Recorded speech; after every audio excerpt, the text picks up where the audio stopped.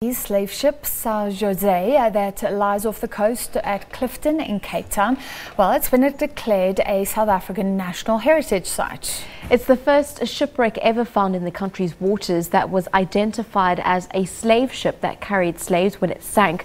For the first time, artifacts of the ship are on display, on public display that is, bringing to light its horrific past.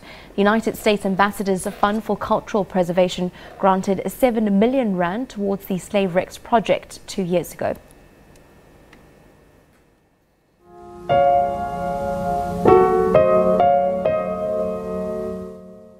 Just beyond the crashing waves of one of Cape Town's most scenic beaches lies the evidence of the horrors of history.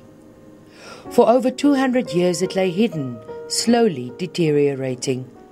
But finally the São José's gruesome purpose was brought to light. More than 400 slaves en route from East Africa to Brazil were on board. A storm destroyed the vessel, claiming the lives of more than 200 people. Marine archaeologist Jakub Boshoff has played a vital role in the project and says the exhibit brings science and history together.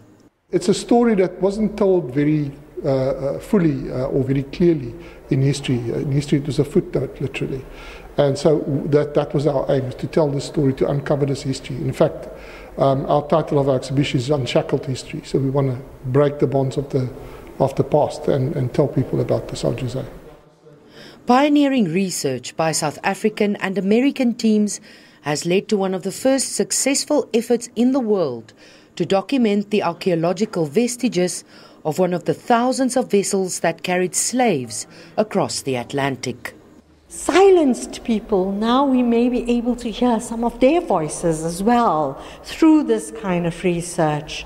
It's not just, a research that's locked in archives where people have to go and pore through the archive, but now it is in the public domain, in a museum, which is open and accessible to members of the public. The slaves on board the São José were from Mozambique. Retired Constitutional Court Judge Albie Sachs is the patron of the project. Mozambique saved my life. Mozambique kept me as a refugee. South Africans came to Mozambique and tried to kill me. 2 Mozambicans died.